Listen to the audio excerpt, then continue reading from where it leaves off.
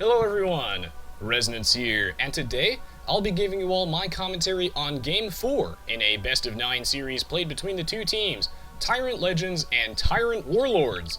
This match was of course part of the 4v4 stages of the Grand Finals for the Wars Coming tournament that is currently being hosted on Voobly, and you can find more information on it as well as links to download the replays on Aoe2 Zone in the video description below. I will also have links to watch other Wars Coming matches and or other expert games with my commentary in the video description as well. In general, you can expect me to cover individual matches rather than the entire series, because I don't have time to do a quality analysis of so many games. That being said, today's game between TyRanT Legends and TyRanT Warlords is considered to be one of the best matches in the entire tournament. Both of the teams have consistently proven that they are two of the top teams in competitive Age of Empires 2. So I expect to see nothing less than an intense battle for first place. With a total prize pool of $120,000, the Wars Coming tournament has brought fierce competition, and the Grand Finals will no doubt feature some incredible plays. As always, I appreciate reading your positive and constructive feedback, so feel free to leave me a comment below.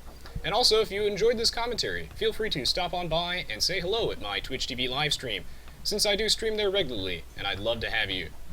Alright, so without further ado, let's jump straight into Game 4, which will be a 4v4 on the map Twin Puddles. Now, before I describe the map, I am going to take a brief moment to introduce the players for you guys.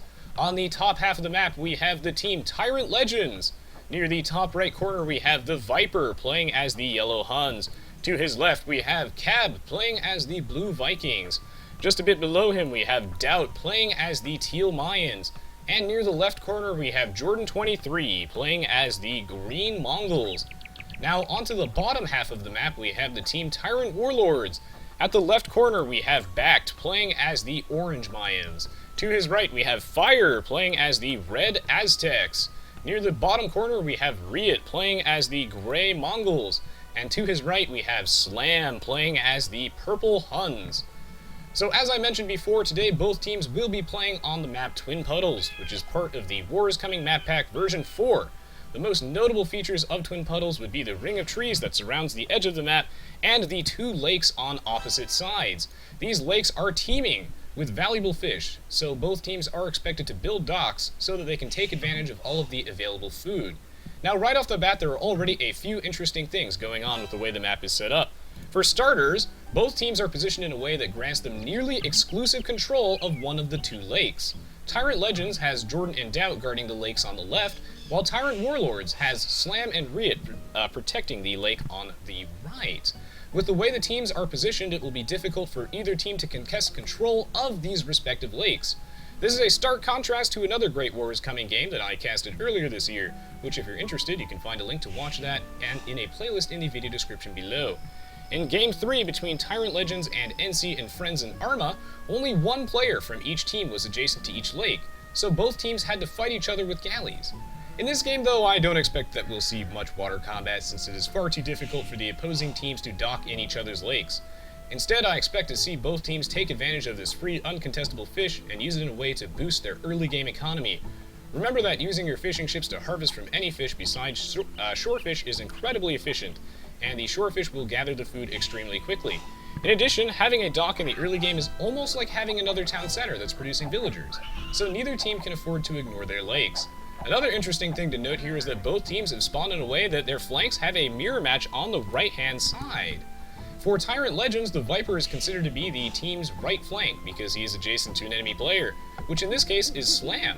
Both TheViper and Slam are actually the same Hun civilization, so that means that this match is going to boil down to player execution rather than civilization matchups. However, Slam has access to the water, whereas TheViper does not, so we'll have to see how that plays out. And on the topic of individual execution, so far each player has been playing exceptionally well. There are so many little tricks that the top Age of Empires 2 players use to get ahead of their opponent, and both TyRanT teams are really using their tricks to their full potential here. For example, we saw in the early game a lot of the players were of course using their sheep to scout in the early game, and it looks as though that Bact has actually stolen a couple of sheep from Jordan, and he's positioned it along the edge of the water. He's going to try and scout for some dock placement. Another thing you'll notice is that the players are generally trying to only harvest from one animal at a time. In this case, we see that DauT here only harvesting from one sheep rather than splitting his villagers among all of them. That way he loses as little food as possible as it decays, and then he'll be shifting over to this sheep right here.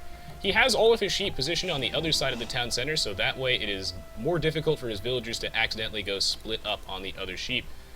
Players are, of course, going to be gathering their boars right now, and, well, this is going to be an interesting game. I don't expect this one to be very short, though, considering that both sides do have an uncontested lake. So we'll have to see how that plays out.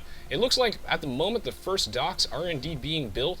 DauT here going to be docking on the left-hand side with Jordan, and it looks like on the right-hand side we have Riot and Slam docking on the right. Another interesting thing with the civilizations is that if we go take a look at this, it seems that TyRanT Legends actually values the Vikings more than the Aztecs. The only differences in civs between the two teams are, of course, the Aztec and Viking choice. TyRanT Legends deciding that Kkab should be the Vikings, and, well, TyRanT Warlords deciding that fire is more valuable as the Aztecs in this case. And the crucial thing about this is that, oh wow, looks like actually there's a little bit of a boar steal going on right now. That's a really low HP scout from Jordan, as he was definitely using that to go pull a boar at some point in this game. It looks like this boar steal from Bact is just not gonna make it. Yeah, I think this boar is gonna actually get released back, so very good, very good on Jordan's part here, as he does manage to catch that scout just in time. This is really going to delay the boar lure, but doesn't matter that much. So as I was saying, if we take a look, it looks like Kkab's actually walked his villager all the way across the map to go dock in his team's lake, and it looks like Fire is also going to go do that too. The interesting thing here is that because TyRanT Legends has decided to go with the Vikings instead of Aztecs, what this means is that all of their docks cost 25% less, and that means, well, we might actually even see a second dock here from Kkab, as, well, all their docks, everybody on TyRanT Legends gets cheaper docks. So that's going to give them a little bit of an early game boost.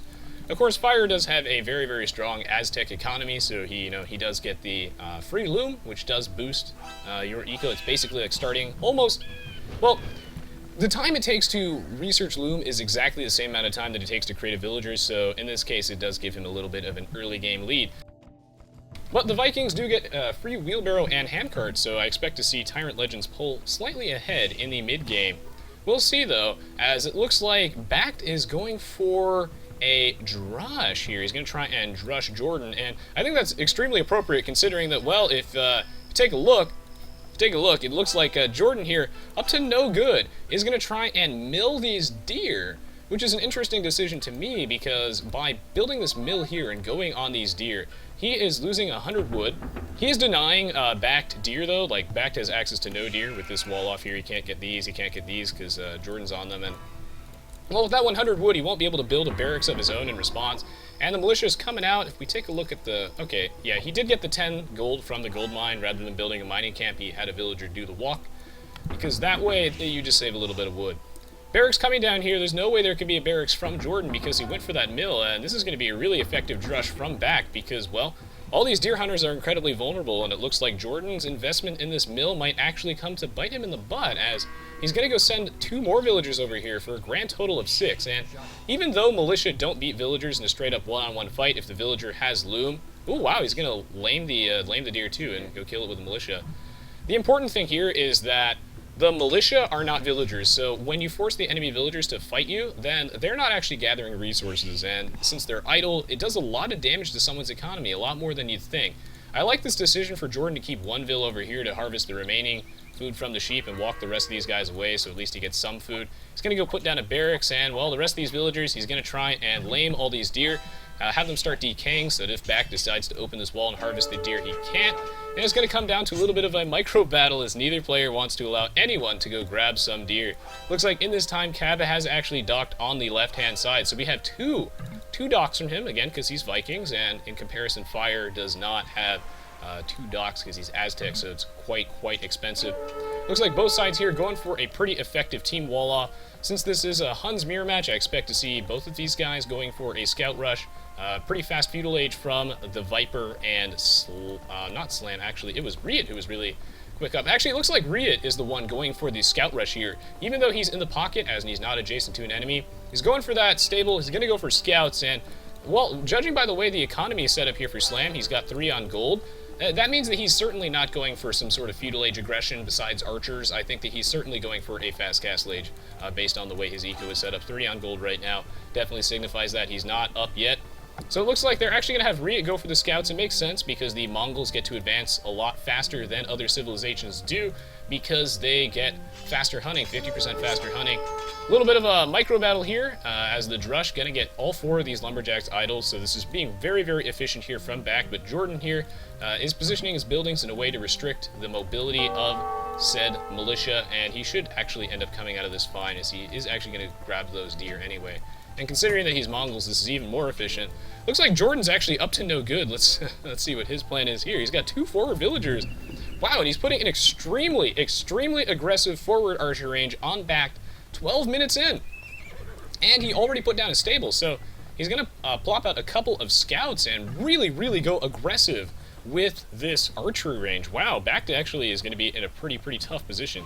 So we got scouts here coming from Riot, scouts coming from the Viper. It looks like Fire is probably going to be slinging. I see a very, very early market from him, and then Back is going to be fighting against Jordan over here. Back going to respond with 2 archer ranges, and since he's the Mayans, his archers do cost less. This is going to be a pretty tricky battle for him, though, because he does not have access to scouts. Back will probably have to make some skirmishers to deal with the inevitable archers coming out here, but skirmishers get absolutely trounced by scouts, and scouts are decent enough against archers unless you have a ton. A good little quick wall off here coming from Back. He's going to try and create like a little choke point here, funnel the scouts underneath his town center. There's no way he can take this fight, unfortunately. He wants to see if he can get a scout for free, but he is going to have to pull out here as the villagers are coming in. And yeah, this is going to be a pretty tricky situation for Back. It looks like this is where most of the action is happening right now. There's a little bit of scout harassment going on as Riot has wormed some scouts into Jordan's economy, and he might start raiding DauT as well. Since DauT is a Mayan's pocket, I expect to see him fast castle into plumed archers, as they usually do. Build a castle, get out some plumes. Usually this is really good, even though normally, as most civilizations, you don't want to build an early castle and spam your unique unit, but Mayan plumed archers are super cheap, have great combat stats, and yeah, they're ranged and mobile, so you know, in the pocket, mobility is very, very important, and that's usually why I'll see players fast castle into knights so that they can go help their flanks, who will be going for the early aggression. As a pocket player, it's okay to go for fast castle age and be a little greedier, because you're further away from your opponent, and it's a lot harder for you to really get pressured, because it takes a lot longer for the opposing team's troops to arrive. So we're going to see some plumed archers from him, pretty standard, as the Mesoamerican civs, the Aztecs and Mayans don't get knights. A little bit of a tower fight going on over here, but this should kind of favor Back a little bit, as he is able to reinforce this a little bit easier because he's got the home field advantage. But at the same time, this watchtower is going to be a massive nuisance on his own gold mine. Lots of fighting going on over here, but Back doing a really good job holding this off, as he does have enough skirms and archers that Jordan has basically had to back off. Scouts are doing a lot of tremendous damage, forcing Jordan to pull back, and as a result, Back gets to survive because Riot is pressuring him as well. It looks to me like there's some pretty solid team walling going on over here, and the Viper is going to stonewall up, Kkab going to stonewall up as well. 2 players up to the castle age, Slam and DauT. I expect to see a castle coming up pretty soon, but it looks like actually he's had to pull off all of his villagers off stone because these scout cavalry are doing so much work for Riot. Wow! He's going to zone all those villagers off of DauT's stone, and DauT's actually in a little bit of trouble here as he's just, 10 stone short. 10 stone short from being able to click up to the next age. I expect that Kkab is slinging him a little bit of resources as well. I mean, there's no other reason why Kkab would be super duper heavy on stone. He doesn't need it. He's the Vikings. Like, he's not going to mass berserkers. But I can dream. He's mining that stone just so he can tribute it to DauT, which is really smart. Good team coordination here because, well, DauT can't really mine it himself, and he's 10 stone off. Absolutely brutal. Riot doing a lot of damage. Tower fight going on over here, but again, Back will probably eventually win this, as I cannot imagine Jordan committing to it this much. He's going to finally concede that this gold mine is indeed Back's, and that's fine, because really Jordan's done enough damage over here, and what I like as well is that Back making a good play. He's going to palisade wall around this archer range, making it useless so no troops can actually escape from that. Yep, Fire doing a lot of slinging. I expect that Kkab's most of his sling is going to be primarily focused on DauT here, and I'm pretty sure that Riot is sending... Yeah, okay. And Riot should be slinging, I'm assuming, Slam most of this, probably so that he can go pretty heavy into Knights, as the Knights are indeed going to be coming out. Going to be a massive nuisance. It looks like TyRanT Warlord's plan here is to substantially shut down and focus on DauT. And I think that is a really good idea, considering that, well, Jordan's early aggression, he got out some scouts, but he's really got to get to the castle age. You know, these two players are a little bit behind at the moment. DauT gets a really huge power spike being the Mayans, being able to put down all those TCs, have a very, very strong economy since their resources last 20% longer. Getting the plumed archers, very, very hard to deal with once they come out, and by delaying this castle and everything, TyRanT Warlords has set themselves up for success in the early game.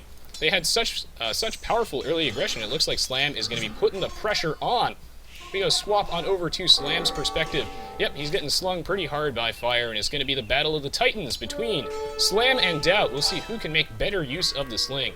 Throughout the Wars Coming tournament, we've really seen some slings that just have not worked out here, but both teams, I expect, will show us today how slinging can be done. And wow, basically every member of TyRanT Legends except for Jordan is going for lots of spearmen.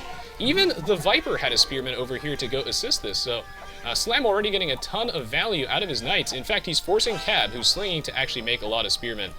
So that is very, very, very good.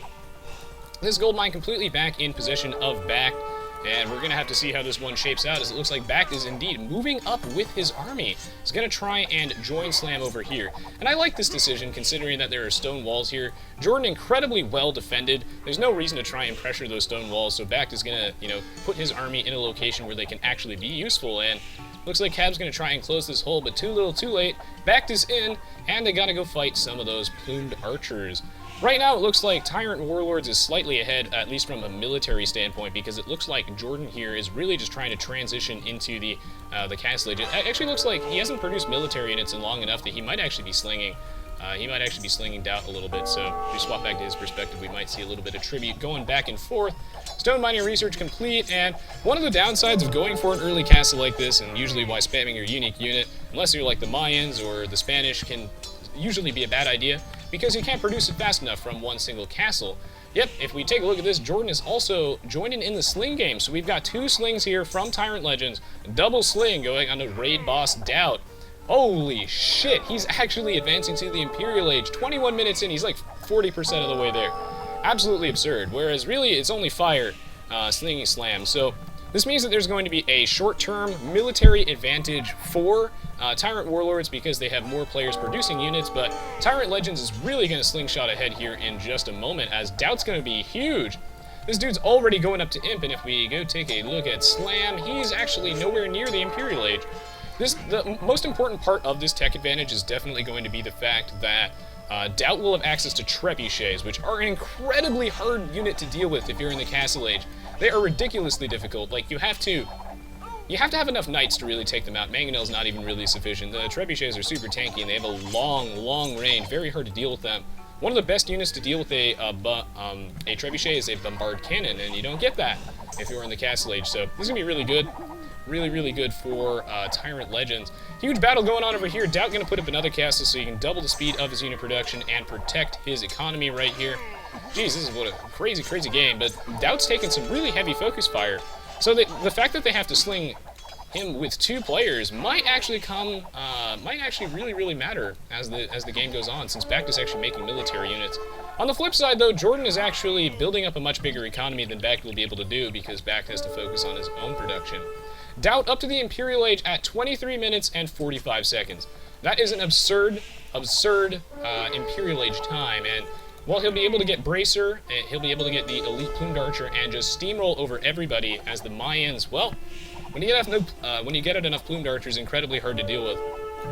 What I like here is that TyRanT Warlords has responded again, and they're just going to go send their army straight into Kkab, because Kkab is what's really making DauT so powerful. So by taking Kkab's economy down a notch, and they're doing so much damage, that's so many idle villagers here for Kkab. He's going to take a ton of eco damage, and DauT won't be able to pressure anybody. Instead, he has to go defend Kkab. So great play here from TyRanT Warlords, going to cripple Kkab and really weaken the sling for DauT.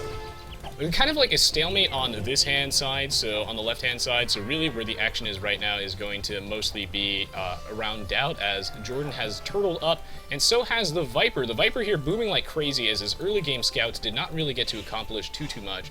So he's going to try and boom really hard, and I think he's going to go for, like, once he gets to the Imperial Age, I expect to see a ridiculous amount of knights from him.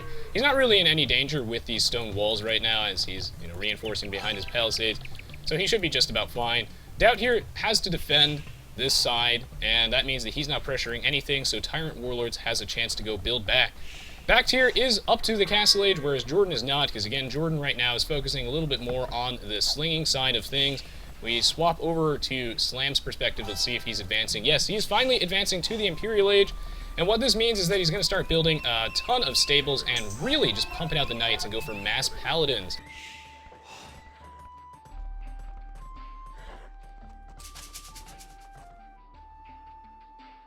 Oh, now this is a really interesting battle. So, you can see here that DauT is chasing after Back's guys, as Back was archers just a minute ago, and once he gets the crossbow and bodkin arrow upgrade, he times them at the same time. He goes and engages back on DauT, so very good control here.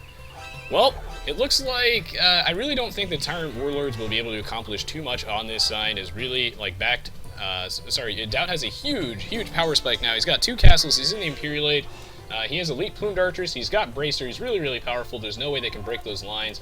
So what they're doing is TyRanT Warlords is actually moving over onto the right-hand side of the map, and this might actually be a mistake, as it looks like DauT is moving out, and he's had it. He's had it with all the people getting all uppity in his business, and these 3-4 villagers make me think it's time for a castle drop, and I don't think TyRanT Warlords has a response for this because their army is, well, all the way over here and kind of out of position.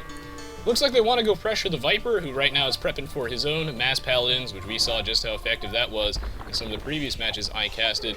But yeah, now they gotta pull back, so Back's like, oh shit, I'm in the wrong neighborhood, and he's gotta go all the way over this direction and try and stop this castle. And since TyRanT Warlords has their army in the wrong spot, as DauT is building this castle, I don't think there's anyone who can really stop them. And this is huge. This is a huge play for TyRanT Legends here. The thing with the double sling is that it's going to put them at a huge long-term disadvantage unless they just go kill some fools right now. And it looks like, well, they're going to be able to do a ton of damage to Fire and Back's economy, the 2 weakest players on TyRanT Warlords. They are really not going to be able to defend this. For one, like, the player who's slinging is super duper fragile. So, you know, with the help of stone walls, you know, you can kind of hold on for a little bit, but not against a dude who's in the Imperial Age. Trebuchet's moving out. There's no way Fire can defend this, and well, he really needs the backup of his team here, and if he doesn't get it, then the sling is going to stop, and Slam is going to be substantially at a disadvantage. There's no way that they can really deal with these trebuchets, and these 2 players are in big trouble. But if they can hold the line, if TyRanT Warlords can hold the line, they might be able to make a comeback in this, just because Jordan here has been booming up and playing Farming Simulator, so, you know, Back is actually making military units, so eventually they should be able to build back up into this. We can see the effect of the sling right now, as these 2 players are very powerful. But really right now, TyRanT Legends is the one that's in the lead. Back has some military, but he is behind from a villager standpoint, and it's only going to get worse for him and Fire, as the pressure is on.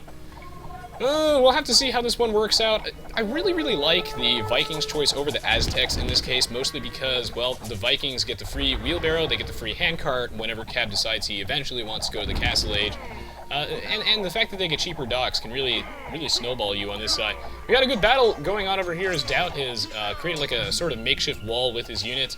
That way it's harder for the opponent to get the surround on him.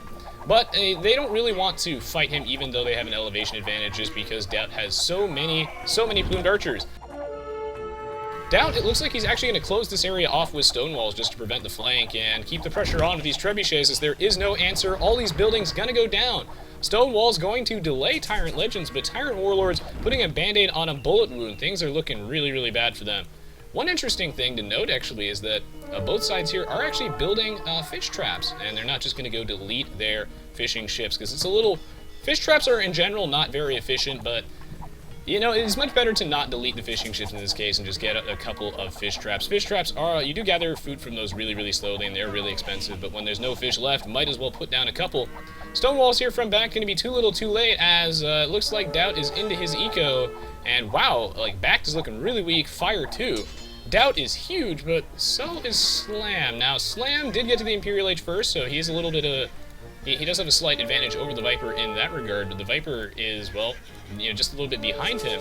Right now, it's like a 2 on 3.5. I'm assuming that BauT right now, the only reason that he's in the game, because I do see that he has a castle and he's building up a couple of TCs. Oh yeah, and he's also going up to Imp. I'm assuming the only reason that he is even relevant in this game is that Fire has been slinging him too. But they really gotta fix this problem right now, as well, it looks like this is where TyRanT Warlords wanted to put down their trade line. It looks to me as though they were trying to trade from here to here, and well, with these plumed archers here, that trade's not going to come up anytime soon, as TyRanT Legend's going to be setting up their own trade line at the back. Spearmen patrolling over here just in case some knights get in. And, well, Riot with the really good early aggression did manage to slow down DauT and give them a lot of time. Oh, but was it enough time? That is the question. BauT needs to hold on here, and he might be able to just because Slam, again, is a little bit ahead on the tech side of things, because Slam did end up getting to the Imperial Age before the Viper did, and Slam has been where most of the sling has been going, though the Viper has presumably gotten some of his own. Paladins versus Cavaliers, pretty overwhelming win for the Paladins, even though Paladins, fun fact, do attack slightly slower than Cavaliers. When it comes to Paladin versus Cavalier fight, though, it's not super duper relevant, as looks like Slam will just be able to clean up this side. Siege Onagers here coming out from Riot. Now that he's up to the Imperial Age, looks like he's going for the very standard Mangadai spam from the Mongols, and this might actually be TyRanT Warlord's lucky break. There are a couple reasons why they're not completely screwed right now. For one, they got slammed to the Imperial Age before the Viper, so they had the tech lead here, Paladins, before the Viper was able to get them. But also, they've got this ticking time bomb of the Mongols. Jordan here is finally looks like he's transitioning out of the sling, and he wants to try and get to the Imperial Age soon, but Riot here was not slinging at all this entire game. So he gets to go to the Imperial Age and exploit the fact that the Mongols' elite Mangadai are incredibly hard to deal with.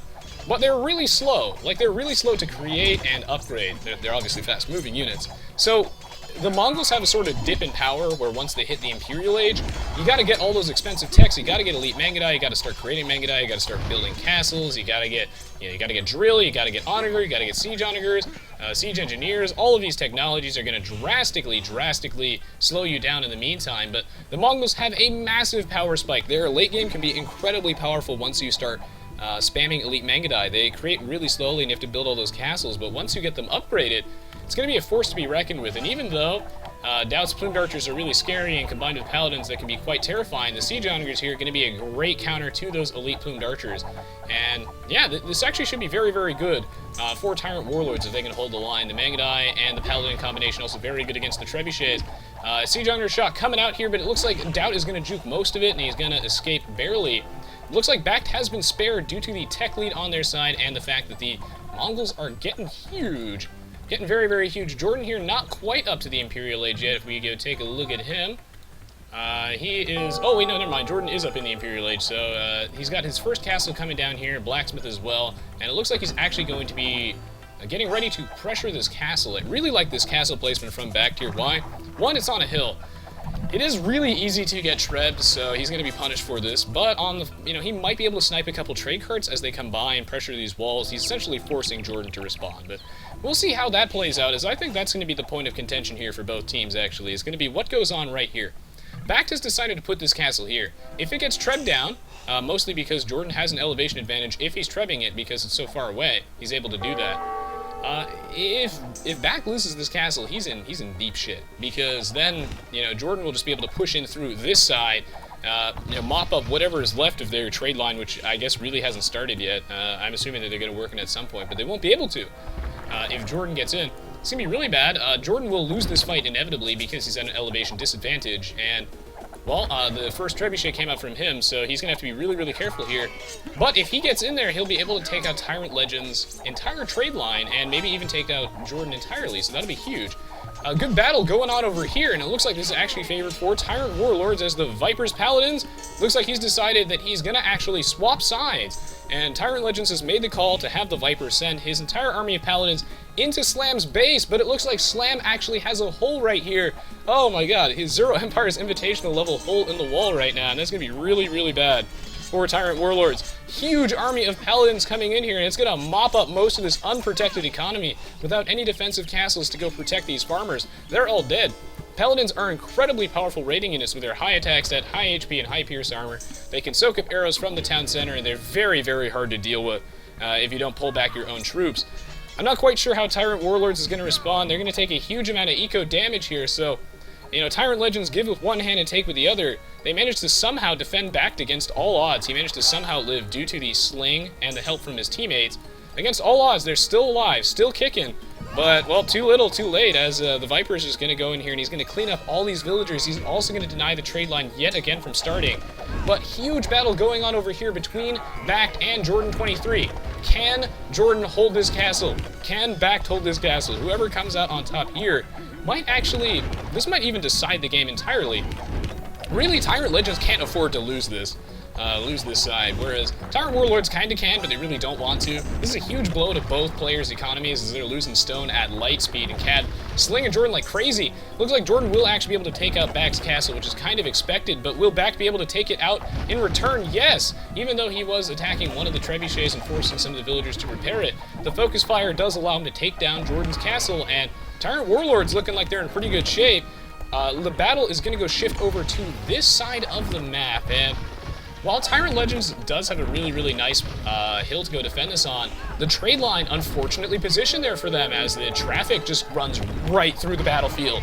And that's going to be all of TyRanT Legends' trade line. Look at Riot going in here, picking off a couple of trade cards. This is going to be really, really tricky for TyRanT Legends. Can they hold this line? In the meantime, again, eco, look at all the dead bodies.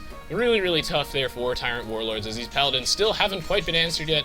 Slam going to be chasing after them. Wolf joining the battle. All those dead bodies. So many villagers slain for TyRanT Legends. TyRanT Warlords, though, putting the fight over here, and this favors them a lot because these trade cards are worth so much money.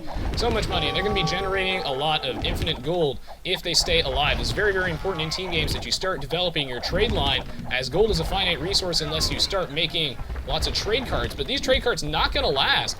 Ooh, interesting, actually. It looks like TyRanT Warlords is using their trebuchets to actually widen this choke point, and they're using the Onager as well to try and widen this choke point, clear out some of the trees, and really put the pressure on TyRanT Legends. This is a super smart play for TyRanT Warlords here, because if they take out the trade line, they could actually win the game entirely. They might not have a trade line of their own, but that's the important thing here, is they don't have a trade line of their own. So they can't possibly allow TyRanT Legends to have their own trade line in the meantime. Huge battle going on over here. TyRanT Warlords pushing out. They're at a slight elevation disadvantage, but with the help of Siege Onagers, of which Jordan doesn't have any of his own, they do have the huge, huge advantage here. Siege Onagers are the great equalizer, able to trade extremely efficiently with other units due to their AoE damage, and well, the battle rages on. Can TyRanT Legends hold? This game has been so back and forth. This game is absolutely nuts. These teams so evenly matched. But it looks like TyRanT Warlords is going to take this fight. Because Jordan was slinging so much in the early game, he did not have time to start getting out an army until just now, and he really doesn't have the needed techs. He's going to try and transition into Siege Onagers of his own. He needs those really badly to go take out these mass range units and go compete with the other Onagers. But he's behind in techs. He only has Onagers. Riot has Siege Onagers. He's got Siege Engineers and everything he needs and more. These Paladins will just be able to make short work of those Onagers as they spawn, and TyRanT Legends in absolutely deep shit right now. Jordan's going to go put down some emergency defensive castles, and he has to. Whatever it takes to stall, trade line is going to get moved back here from TyRanT Legends, which is a good call here. They have to move it away from the battlefield, but I don't think that they can hold this. I think as soon as TyRanT Warlords recognizes that the trade line has only been shifted a couple feet backwards, they're just going to, yeah, okay, they see it right now. They're not going to stand for this nonsense, and these castles, this one's going to go up. I don't know if this one will actually go up, and the Viper here going to reinforce with a bunch of Paladins. TyRanT Warlords going to try and rebuild their economy after a disaster. I mean, look at all these dead villagers. Good lord, good lord. If we take a look at the populations, well, fire looking pretty weak, but oh, actually, Kkab went up to the castle edge during all of this time. And that's an interesting thing, because now he'll get the free handcart, so he'll be able to outsling fire. So he loses a little bit in the short run because he has to save up money to go to the castle age, but he can continue slinging in the castle age and send more resources as well, because he gets to research banking. When they're playing on the War is Coming specific tournament patch, they use a very special patch for this tournament. Coinage has been moved up in age, so you have to get it in the castle age, not the feudal age. And banking is in the Imperial Age, and those are the techs, of course, that reduce the fee that you have to pay when you tribute your teammates' resources. So normally you have to, you lose 30% of the resources that you send them to the void. But with banking, yeah, you get to knock it down a little bit to 20%, and that's going to be great. So Kkab going to be able to outsling fire here handily, and game's looking really close. looking really, really close. I could have sworn TyRanT Warlords was dead a minute ago when they were getting pushed on, but Fire here just transitioned to heavy slinging on the back. Back was able to hold the line, and the fact that Jordan was slinging and it wasn't allowed him to really abuse that Mongol's power spike. Jordan here finally has all of his techs. He's got siege onagers. He will be able to deny these very, very greedy forward siege workshops, which seems to be a trend in War is Coming. And the battle lines are moving forward. Who can trade better with their onagers? That is the question.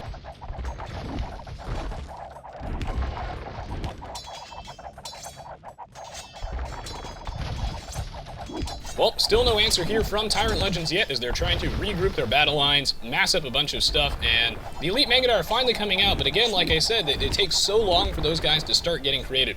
It takes such a long time for the Elite Mangadai to really get rolling, but once they do, they're so hard to deal with because they're cavalry archers that counter siege weapons, which are the traditional way to take out cavalry archers. And well, Jordan is mostly dead.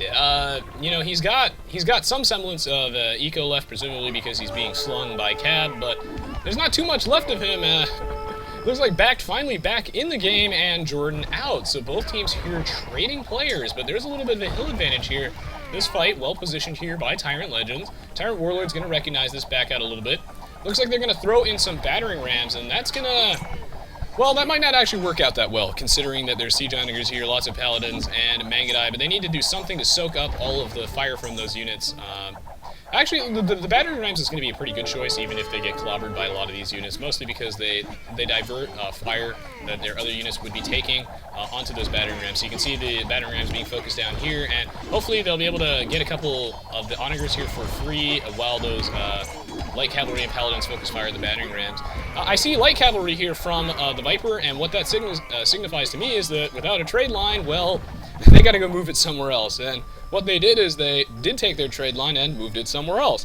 So it's up here on the top right now, so they're just going to be trading over this way, horizontally actually right now. And I don't think Slam's going to have any of this nonsense. Kkab's going to try and wall this area off again to try and dissuade TyRanT Warlords from messing with his trade line, but the Viper here is going to be a little jerk and just try and raid Slam, really, really annoy him, divert some troops over there.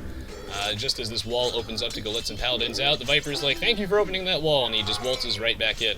Fortified wall here from Kkab. He's going to try and hold that line, establish that trade line, but Slam might have something to say about that soon. We'll see, as he's right adjacent to that. Ooh, this Trebuchet lives with 1 HP, calculated by Jordan23. That's why he's one of the best players in the game, guys. He just, you know, takes the square root of the hypotenuse of the armor coefficient of the units divided by pi, and obviously he would live at 1 HP from those siege onager shots. So well played here from Jordan. The siege onagers, again, very, very good against dealing with those Trebs. Ooh.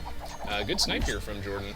The thing here is that now that we're in the Imperial Age, these trebuchets not so high and mighty anymore. Slam has a ton of stables, and it looks like, wow, TyRanT Warlords trying to out-greed TyRanT Legends with the world's greediest trade line and enough mining camps for, well, 5 different teams. That's really greedy, but I like it. They gotta stay even with TyRanT Legends, who's trading from, you know, all the way over here to here, and when you're trading such a far distance, you do get exponentially more gold the further away that you trade, but, it's the distance from market to market, not the distance the trade carts travel, so you can't just build a maze with walls. If they want to, keep up with the similar gold income, they are going to have to try and mimic that, and we'll see if they can hold this line, as TyRanT Legends here is going to retaliate right now. Jordan has built up his army, and they're on even terms. The real question here is that, what team is ahead? This kind of favors TyRanT Legends again, because Kkab is, of course, in the Castle Age, and he's the Viking, so his eco is much stronger than the Aztecs player. He'll be able to send more money. But Jordan kind of dead, so from an eco standpoint, TyRanT Legends is kind of ahead, even though Jordan is kind of dead. And we're going to have to see if Back was crippled enough that he's on the same footing with the rest of TyRanT Legends, or if he is stronger at this point. This is going to be really tricky for TyRanT Warlords to actually hold this. I think that it's reaching that point, like 55 minutes into the game, where the slinging is running a little bit out of steam, but since both players are doing it, it doesn't matter that much. The strategy is called slinging, which is where you get to the feudal age and you just start tributing your teammates like mad, because you're going to send them enough resources to snowball an early advantage, allow them to get a bunch of early technologies, advance through the ages. You're slingshotting them through the ages. At this point, though, there really isn't much to slingshot them through. We see that Rhea here pretty rich. He's got 5k wood, and this is a recurring problem we've seen in Wars Coming and just tournaments in general, where players, Oh, they got too much. They got too much cash. I mean, Kkab's got 6k wood, and there's really not too much they can do about it. Players here floating a lot of money, although back to actually quite low on the military population itself.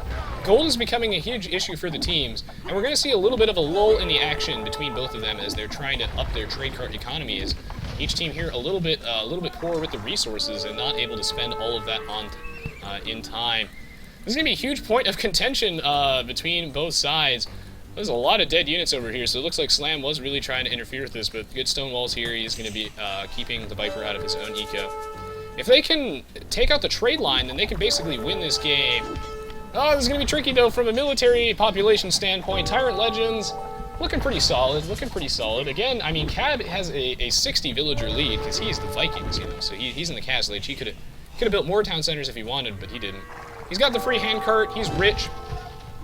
Fire, not so much. Fire behind by a huge margin and the fact that Fire has such a weaker eco compared to Kkab due to the civilization difference and the amount of pressure that Fire has taken this entire game from DauT allows TyRanT Legends to kind of press an advantage on this side. They do have a hill, though. They are going to stonewall this area off, and Fire, 56 minutes in, has finally reached the castle age. Oh my goodness, ladies and gentlemen, boys and girls, he made it! He made it, and now his eco will be able to slowly match the size of Kkab's as he can get handcart himself, make his villagers more efficient. This fight, you know, TyRanT Legends has the military lead here, but TyRanT Warlords has a hill, so they might actually be able to hold this. And the game here hitting a little bit of a stalemate. The real question is, though, how can we break this stalemate? Oh, and it looks like TyRanT Warlords here has made the executive decision that they figured out how to break the stalemate. They're going straight for the trade line, which is not actually sufficiently protected. There is so much money here. Trade carts are 100 wood and 50 gold. That is an absurd amount of resources poured into this. Trade carts are a long-term investment, and they're going to cut a hole through these trees. TyRanT Warlords moving out. One of the reasons why they are not going to have an easy time holding this side is that they've diverted so many of their forces to the right-hand side. It's a huge, huge, huge gamble for TyRanT Warlords. Will it pay off? I'm going to say yes. This might actually work. Wow. TyRanT Legends going to react very, very efficiently, and they're going to delete their markets, which is going to force all their trade carts to go clump up on this side of the map so that they're going to minimize all of their losses rather than allow the trade to continue. All these villagers here are going to go die from the Viper, but they got to go hold the markets of their own, which are having a lot of trouble pathing around all of these little bit of mining camps over here. Some of their own markets and other buildings, stables are going to be cleaned out here from Slam to allow the trade carts to trade a little bit cleaner, as they do tend to get, you know, bunched up on each other as if they're coated in maple syrup. TyRanT Legends has recognized, of course, their trade line is getting absolutely screwed right now, so they just got to push. They have to push right now and make something happen, because they have a military lead on this side. Half of the army for TyRanT Warlords on the other side of the map. So TyRanT Legends is going to push in and see if they can go press that military lead. If they clear this out, I mean, oh shit, all the trade carts are stuck here. That's going to be really bad. They're all just stuck on that mining camp. Oh my goodness. Somebody tell Fire to delete that mining camp. Oh, no, that's actually Vac's mining camp. Yeah, someone tell Vac to delete that mining camp, as it is stuck, and it looks like both sides here are gonna go for the cripple fight of the century. No trade, no gold, 1v1, no items, final destination only. Gonna play nothing but Fox Mirror. This is gonna be really hardcore for both teams, as they're gonna run out of gold really, really, really fast. No trade line for either team. They're gonna have to go shift it over. And this is what I meant by this was really greedy. It could pay off unless they lose it. The real question is where is TyRanT Warlords going to reposition their trade line as? Well, these battle lines, not going to hold for them. The Viper transitioning very, very heavy into Hussars as he has no gold. The Viper is rich as hell. Holy shit. He has enough food and wood, wow, to feed an entire third world country. This dude is absolutely rich. He has 7,500 pounds of steak stockpiled right now. So, I think that the Viper, actually, he probably deleted all of his markets. I think actually that's the problem. I think the Viper actually deleted all of his markets. I was going to say, this would be a grand time for the Viper to go just hold down the shift key and just mash the sell button on his market and sell all that food, sell all that wood for gold so that he can start producing some gold cost units, but he's just not quite able to do that. Players here floating a lot of food and wood, but they're just not able to spend it all in time. Gotta start transitioning to trash units, units that don't cost gold. And this kind of favors TyRanT Legends in the sense that they've already teched into Hussars, and I don't really think I've seen a single Hussar from Slam yet. But at least Slam is able to sell his resources, as we can see he's not stockpiled as much. What a bizarre side effect of deleting all of his markets, and Holy shit, TyRanT Warlords has decided that they're just going to go trade line locations, as that's happened like 5 times this game already. TyRanT Warlords moving in, Slam's like, this is my neighborhood now, and he's going to go put down 3 markets in the top right corner, and they're just going to shift the trade line from here to here now. Again, super duper risky and greedy, but it might pay off, as TyRanT Warlords conceding that they've lost the left-hand side, and they're going to start pressuring the right-hand side. Who's going to come out ahead? Hard to say, but TyRanT Legends did run out of gold sooner, so there are a lot of things going on this game that make it really hard to tell who's going to come out on top here. For one, we know that Kkab had a stronger economy. He's had a stronger economy for a while now, which has allowed TyRanT Legends to really remain relevant. However, TyRanT Legends ran the gold first. TyRanT Warlords has been sustaining a trade line for quite a bit. Both sides just alternating not having trade, and the Vipers had to make Hussars for quite a while now, whereas Slam, no signs of slowing down quite yet. He's starting to run out of cash. He's researching Hussar as we speak. These trade cards, unfortunately, these trade cards not going to really be able to trade with anything right now. And well, it's up to them to stall this side of the map. TyRanT Warlords has to stall the left-hand side, try and not lose back again for twice in one game. Gonna have to repair this castle, but when it comes to Trebuchet versus castle fights, always favors the aggressor, as you're just gonna keep draining stone, and without an answer to the Trebuchets, it's only a matter of time before you lose it. Does a lot of damage to Eco. 1 Hussar here from the Viper, gonna go on a killing spree, triple kill. The Viper gonna do a lot of damage with this, and they're gonna have to actually send something, like, they had to garrison all those villagers. Slam getting a lot of idle time. This 1 Hussar MVP here from the Viper, quadra kill, my goodness. They also probably have to clear out some of these walls here from Kkab, which was another reason why he built them, as it's gonna really mess up the unit pathing on these trade cards. The Viper not going to allow the trade line to be positioned here. I mean, again, extremely greedy. I almost question if it's better to have a shorter trade line here that's like easier to defend rather than constantly lose it, but both teams here are opting to, you know, go for the greedier, riskier route as they think it's better. And well, it's much easier to pressure this trade line, but you get so much more gold. Like if they traded from here to here, they would get more gold. Well, they would get less gold, but at the same time be easier to defend. Or would it? Because this 1 Hussar here is still slaying lives. I think this guy has at least like 10 villager kills to his name. The lone Hussar, the Viper here. This 1 Hussar, 1 MVP. The Viper, one of the best players in Age of Empires 2 history, because he can take 1 unit and kill your entire economy. That's efficiency, guys. Oh my goodness. Well, the Jordan's gonna move back into his own base. An army of trade cards here mobilizing for Kkab. He's going to start trading again, and we've once again gone full circle. The trade line has just swapped positions. TyRanT Legends literally back to square one. But this, I mean, the castle here is going to protect the trade line, but can they hold it? Probably, just because there's no siege weapons here for TyRanT Warlords. Oh man, what a slaughter. What a sloppy game, but the Viper here, not able to hold his own base. You know what? As bizarre as it is, TyRanT Warlords might take this game. This game is crazy. It's one of the best games of Aoe2 I've ever seen. Hope you guys are enjoying it as much as I am. The constant trade line swapping has been absolutely nuts, but TyRanT Warlords, I mean, it might be able to take it, maybe. It's so hard to say. This market, I mean, Beck doesn't give a fuck. He just positioned his plumed archers right underneath his castle, whatever it takes to kill some trade cards. Mostly because the Viper's losing a lot of his base here, and it's not like the Jordan really has too much of the map to himself either. Bact has managed to just keep the fight out of his own base, and that's what really matters. The thing here is that if you're the aggressor in this situation, assuming you don't sustain too many losses and you don't overextend that much, and there's been a lot of, you know, crazy overextending on both sides, as long as you don't lose that much, it really does favor the aggressor here, because TyRanT Warlords has been the team that, at least for the last, like, 20 or so minutes, has been the one pressing the advantage, like, attacking TyRanT Legends, forcing them to react, and by doing that, they're not really getting attacked in their own base, unless you're that 1 Hussar that just killed like half of Slam's economy. They're not really getting attacked in their own base, and that allows them to, you know, take a lot of the map, reduce the amount of space that you know, TyRanT Legends has to really build up an eco. And as long as they don't fall too far behind from overextending militarily, then they should be good to go. But it looks like did they actually extend too far? Wow, TyRanT Warlords actually falling behind substantially on the military. The Viper is like, I might have lost like 50 villagers there and half my base, but I don't care, man. I've got a lot of military units, and wow, TyRanT Warlords completely running out of steam. They actually did overextend. Holy shit. Wow, they actually committed too much to try and taking out this trade line. Back lost all of his plumed archers.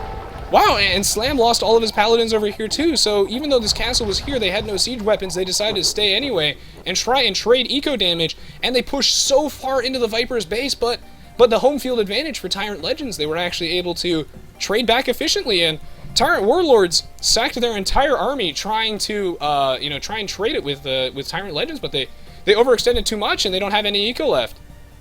That's insane. Wow. I absolutely cannot believe that TyRanT Legends managed to just take this game at the last minute. It really looked like they were on the back foot for a minute there. It really looked like anybody could have won, but this castle here, wow, that castle here, TyRanT Warlords, I guess, just got like a little too greedy at the end. Very, very bloodthirsty. They're just like, we finally have the chance. We're going to go take down TyRanT Legends, but they sent their army in a little bit too deep, and it looks like they bit off a bit more than they could chew. And they weren't really able to, when they were attacking all those villagers and trying to blow up all the town centers, focus firing them down. On the flip side, TyRanT Legends was taking their military units and basically just trading villagers for military. And, well, the villagers don't matter so much if you have no answer to the military. Wow. Yeah, the Viper managed to, fall behind in terms of his eco, but he still had a huge unanswered army. So, yeah, it looks like TyRanT Warlords overcommitting at the last minute, going a little bit too aggressive, and TyRanT Legends somehow manages to clinch this game out. And Jesus, this game is really long, but man, was it good. What a crazy, crazy back and forth game from both sides. Infinitely entertaining. This is what two of the top teams in Aoe2 have to offer. Some crazy, crazy Aoe2. For a game that is this old, man, is it still entertaining. It just goes to show how good this game is, that the community is still growing, and we still get huge tournaments like this. So yeah, really special thanks so much to, Voobly, WSBG, AOC Zone, the TyRanT sponsor, and everybody for setting up and organizing this tournament. Seriously, it's been amazing, and for all the teams that are participating, for giving us such top quality games. While the matches themselves weren't necessarily as varied as some people would have liked them to be, I definitely enjoyed this tournament a lot, and I got a huge kick out of watching a lot of these matches. Man, they're just such high-quality games, such high-quality games. So even though there was an awful lot of Land Nomad, and it's pretty funny that both TyRanT teams do end up in the grand finals. This tournament has been top-notch, and well, I really look forward to the next several big tournaments that Aoe2 has to offer. The fact that this game is so old and that we just had a $120,000 tournament is absolutely insane. Oh my god. It's finally over, guys. And Fire ends an hour and 10-minute game with a military score of 0 as Kkab. Wow, 55 units lost to 3 units killed. He actually had to make a couple spearmen. Wow. This match was absolutely nuts. Ah, God, it was so close until the very end. All the trade line trading nonsense was absurd, and well, if we look at the tribute sent and received, I think that tells a huge story here as, well, the Aztecs versus Vikings thing, Kkab really did get to have the advantage in this situation. He had a much stronger eco than Fire did due to the free wheelbarrow and handcart. He got to the castle age sooner, and with the cheaper docks, he got 2 docks in the early game, which allowed him to pull slightly ahead in the civilian population, so that's really, really fascinating. Oh my god. This is some really, really, that's a fast castle age time here from Slam. What a crazy, crazy game. Kkab here with 188 villagers to Fire's 141. Ooh, and the Viper here with 2 relics. That's also quite substantial. He actually managed to get 2,130 gold. 10 castles here from Jordan. Jeez. What a crazy, crazy game. Wow. I'm going to see if, depending on how I'm feeling throughout the spring, as this is a very hard time of the year for me due to my very severe allergies, I'm going to see if I can maybe cast a couple more of the Grand Finals games. We'll see how I'm feeling. And as always, guys, thank you so much for the support. Really appreciate it. Doing these videos is really difficult. It takes a really long time. I have to prepare like a bunch of notes of things I'm going to cover. It takes a lot of... sometimes it takes me like several recordings, maybe over a dozen, just to get it right, because I believe in quality over quantity, so I hope you guys enjoyed this as much as I did. This is some quality AOC. And yeah, feel free to show up to my Twitch TV live stream as well. The streaming schedule might be a little inconsistent during the spring, but I'll be able to keep you guys posted through updates on Facebook. As always, guys, it's been a pleasure. I love reading your comments. I love hanging out with you guys. Thank you so much for watching. Oh, hope you guys have been enjoying this tournament as much as I have. Wow. what a great thing for the community this has been. And yeah, I look forward to seeing any future tournaments and bringing you guys more quality AOC content. GG, well played, TyRanT Legends and TyRanT Warlords. What a crazy game. One of the best I've ever seen in AOC. So thank you so much for watching, guys, and for your support as always. I'll see you all next time. GG, well played. Congratulations, TyRanT Legends, for taking this game.